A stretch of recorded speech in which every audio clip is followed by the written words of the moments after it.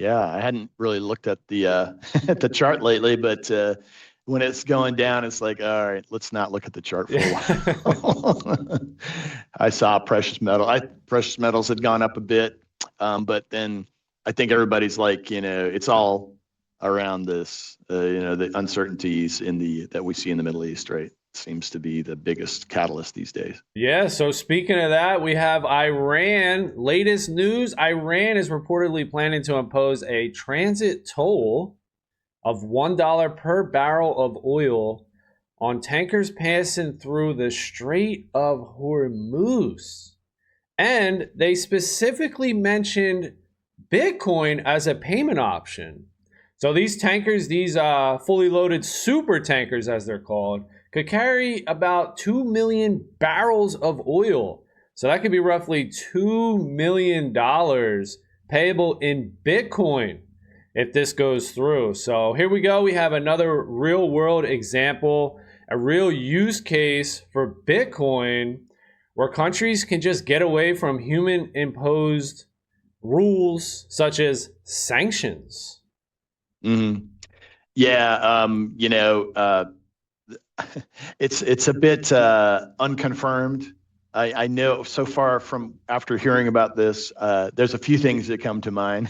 One is like who's actually making this declaration, and I think whether they are considered the government, the representative government of Iran, is one of the questions. There was a predominant Bitcoin personality. I think it was either Adam Back or somebody like that. That was like, I'll believe it when I see the transaction on the ledger. I'll Yeah. I'll know. Until then, we don't. And one thing that also came to mind for me is like, well, why are they pricing it in dollar? Why Right, did you right. say, okay, well, you could have, so let's just say 1,000 Satoshi per barrel of oil. Yeah. They could have priced it in Bitcoin. That would have really, I think, sent a shockwave through the like, what? So but the fact that they even mentioned Bitcoin and equated now why would they do that? Well, what happened to Russia when the Ukraine war broke out? It's like they sanctioned a huge amount of Russian U.S. dollar asset holdings. Right. That was a red flag for a lot of folks, and I think a lot of countries that, especially the smaller countries, like we're going, whoa, if they can do that, then what if we get in their bad graces, right?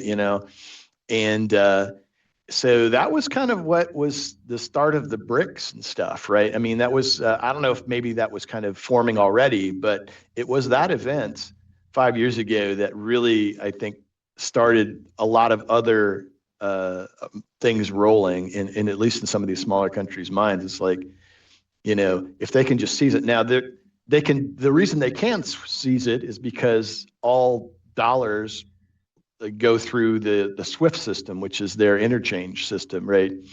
So that's how they can block it. Is they can just turn it off, at the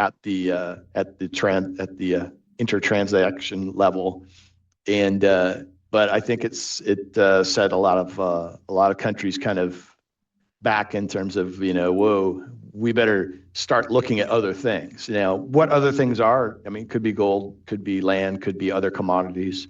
But Bitcoin, if you start having this discussion, Bitcoin is going to enter Right. into the discussion at some point, right? So anyway, so we'll see. We'll see. I know that Trump has kind of said, well, wait a second. Why we're not, yeah, if we're opening the Strait of Hormuz, there should be no fee. It should be toll free. And I think I saw even today, like late this morning, like, well, maybe we'll run the shipping through the strait as a joint venture between the U.S. and Iran. I don't know. Again, I think a lot of this is positioning to kind of nail out a final agreement if we get there. So the whole ceasefire, which is currently a 2 week, is that right? 2 week ceasefire. I think is what it is. Okay. Yeah. Is still in my mind a little bit tentative. We've already seen some weird stuff popping off. So even if that, we'll have to see if that holds. But at the end of the day, I think it's all encouraging. I think what this tells us is that nation states have it on the map in their mind. It's being considered, and I think that's the key takeaway on this thing. It's an option. It's out there. It exists. People look at it when they're planning, they think about it. Bitcoin is inevitable. I think the question is, how do we get there? Using Bitcoin as a medium of exchange, a unit of account, is going to happen. I think just how does it happen? How do we get there? Like you said, pricing a gallon of oil or a barrel of oil in Bitcoin, Satoshis, rather than dollars and cents. How do we get there? Because if you do price a barrel of oil in Bitcoin, let's say 1,000 sats per barrel, and then the Bitcoin price goes up in USD, then people aren't going to want to pay the Bitcoin because it's way too much. It's just, that's Gresham's law, right? They're just going to use the dollars. So it's on the producing side, the producing country, in this case, Iran with the oil, they have to say, no, we don't want that paper garbage that you guys create for free. It's 1,000 Satoshis per barrel. Yep. And then maybe that could make it work. Right. So I'll just read the quote from this article I'm looking at. It says once, and the mechanism for this is still like pretty much up in the air. It's kind of, in a way, it's almost comical. I don't even know if it's real, but it says once an email arrives, so there's some amount of like emailing back and forth between the Iranian authority and the vessel or the shipping company or something.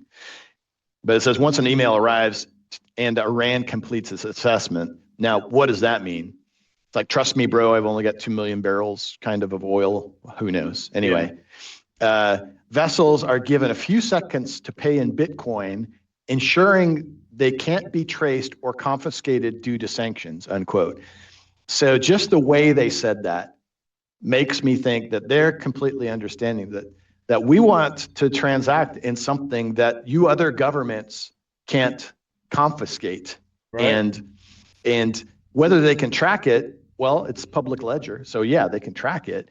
But your coin, your keys, your coins, it's like a finalized payment. It's like, this is the neutral monetary instrument that the globe has been waiting for. And this is like one of the first times we're seeing between country trade being expressed this way. It's a good sign in my book, because it's more of an awareness signal than anything. Yeah, Bitcoin, if you think about it from a risk perspective, Bitcoin reduces risk significantly. When you're talking about the governments can stop you, ban you, SWIFT networks, sanctions, all these things. But another thing is, let's say gold. Gold is a physical thing that you have to trust the crew members of the ship to hold on to, that they don't personally steal it, that someone, pirates or whatever, other governments don't hold you up at gunpoint and steal it. If you accept payment in Bitcoin, you could set up a multi-sig wallet with however many people you want in control of a key in the government, or whoever's in control of the oil that gets paid for it. Yep. And it could instantly go to your wallet. The people on the ship, the workers, they can't touch it. So it's a huge tool for people at the top, rich people, really just people in the know, people in control. Now, Bitcoin empowers everybody, even the little guy, but like you said, not your keys, not your coin. It empowers the people with the keys. So that's why I always harp on this self-custody. You must have the keys. That's where all the power is. That's right. So we'll see what sort of implications they may pull back on this per se claim, but the fact that it's put out there at this time, whenever the whole world's eyes are on the situation, can't help but like spread awareness at the very least. So, and like you say, gold, Bitcoin, these are bearer instruments. Again, when you have it in your hand, you control it. There's zero counterparty risk. I know when people say that, and if you follow Bitcoin in any length of time, you'll hear people saying it. And a lot of people don't, it doesn't really click. It's like, what are you talking about zero counterparty risk? Well, when you put your money in a bank, you're actually trusting the bank. That's a party. And if the bank goes out of business, then there's FDIC, I guess, as a fallback, but that's another party.